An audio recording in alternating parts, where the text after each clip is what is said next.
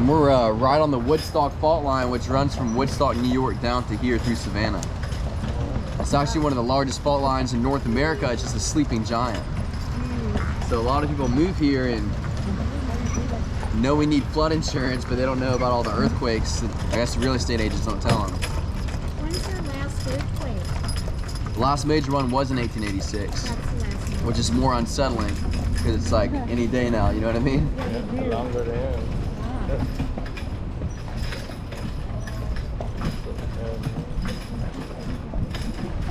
So folks, right here we're in the French Quarter. And a lot of people draw parallels between here and New Orleans as far as our French Quarter goes. One of the main differences is they're French Catholic and we're French Protestant. We're called the Huguenots. Now this is a mixed zone neighborhood, so you have residential and commercial. All these arched doorways you see everywhere are actually going to be old carriage houses. So it's where you park bonnet back in the day. Most of the homes run between $1.5 to $2.5 million.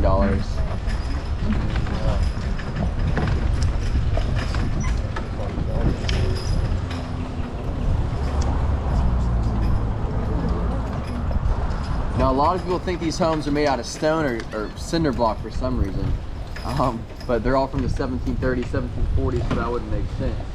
So you'll notice, like over here on my left, these buildings and all these buildings that look like that, they're actually made out of brick with something called tabby put on top. And tabby's sort of a low country stucco. It's gunpowder, seashell, and sand, anything chemically adhesive they could put together to stick. They score lines to create a stone facade. And they did that because all the original settlers were second sons. The second sons came from wealthy families, but the first son would get all of daddy's money, but the second son would get land grant from the king to plant here.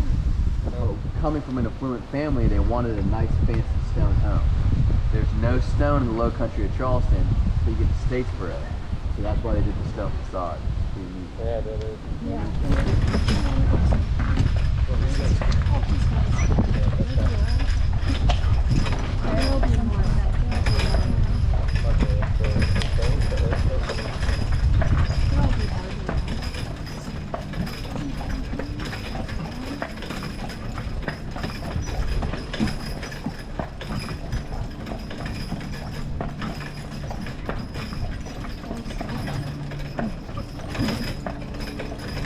Level 30 and a half addresses, stuff like that. Oh yeah. Those have been add-ons, carriage houses, sometimes kitchen houses. You keep the kitchen separate from the rest of the house, so in case it burned down, the whole place wouldn't burn.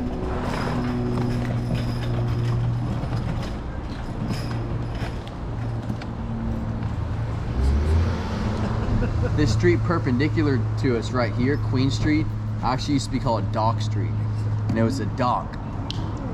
So I mentioned landfill before. 40% of this peninsula is landfill. Oh wow. Which means 40% of it used to be underwater. And there used to be a Dock Street Theater? There is still on the other side, yeah.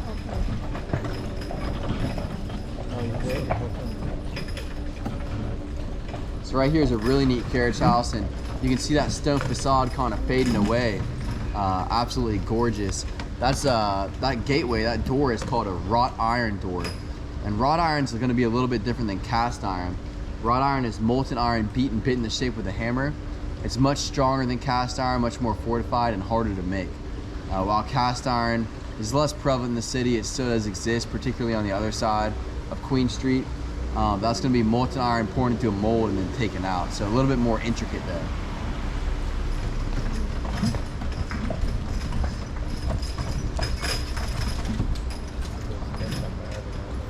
Step up.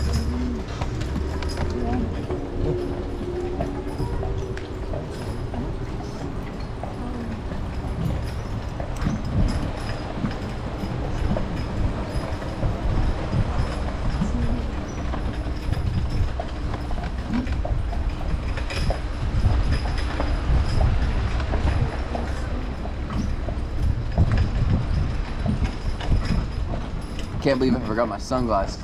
Oh no. That's the worst. I forgot mine too. Yeah, Like for just this trip or the whole day?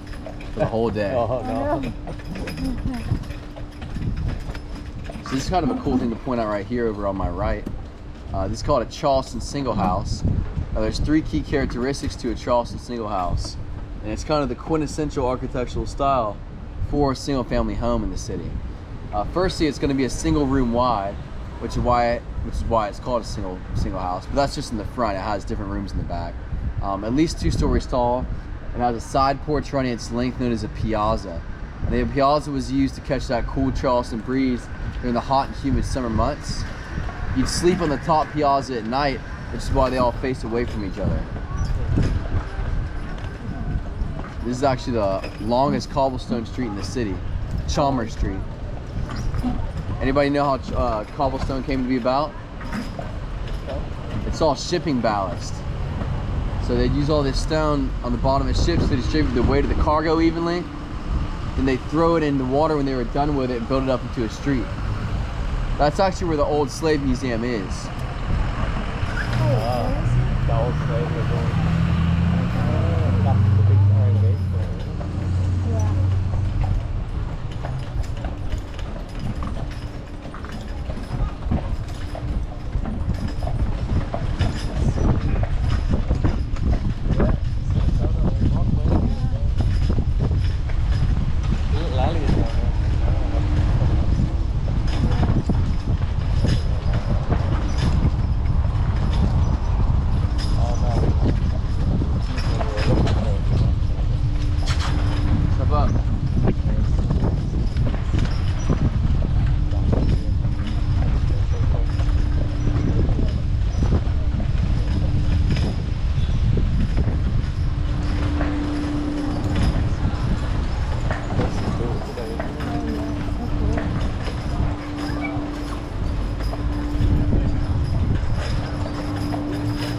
So we're coming up on Broad Street. Most of the streets in Charleston are pretty self-explanatory as to why they're called that. Broad Street is called Broad Street because at one point it was the broadest street in the city. What's up, G? Makes sense.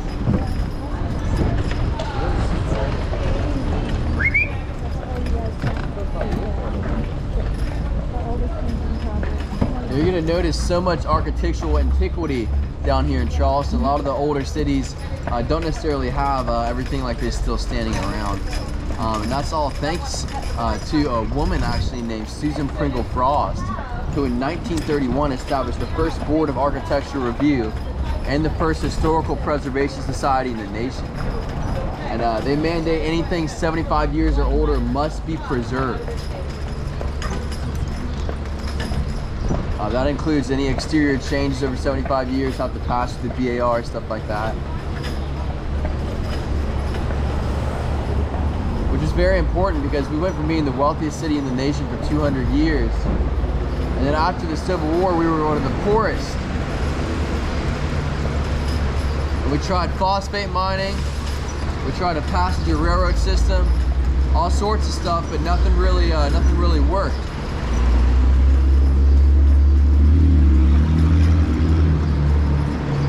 So making that preservation society allowed us to build a tourism destination. And over years and years, particularly after Hurricane Hugo in '89, a lot of these multi-million-dollar homes we'll see were bought for just a couple $100,000, which is a great way to reconstruct neighborhoods and make them pretty so people want to come see them. Today we're in the top 5 tourist destinations globally. 5th largest seafaring port in the nation. 2nd most bars and restaurants per capita, only to New Orleans in the United States. Largest exporter of BMW automobiles. Volvo, Boeing, all sorts of stuff down here. Step up.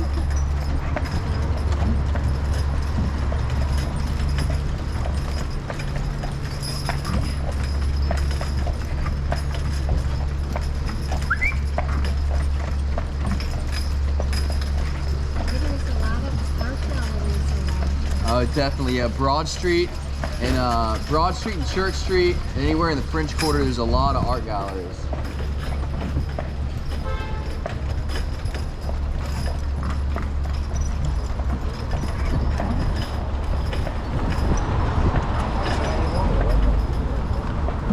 Folks, we're coming up to the four corners of the law. This beautiful big white steeple up here we see on our left, that's where actually that I attend. George Washington attended there as well. It's the oldest clock tower in the nation, 1751, St. Michael's Anglican Church. That's where St. Philip's used to be until it burned down and was rebuilt in 1834 on Cumberland Church Street.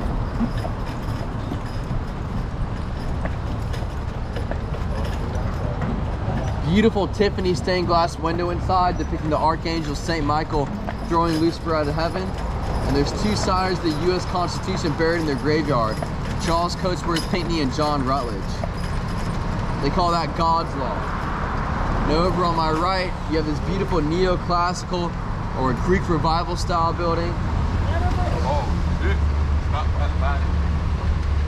They call that city law, municipal law.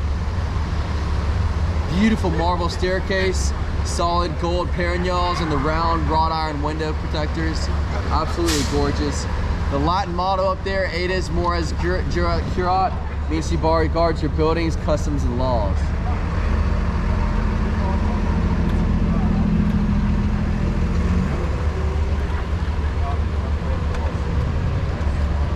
And then over on the right-hand side across the street is the county courthouse, state law.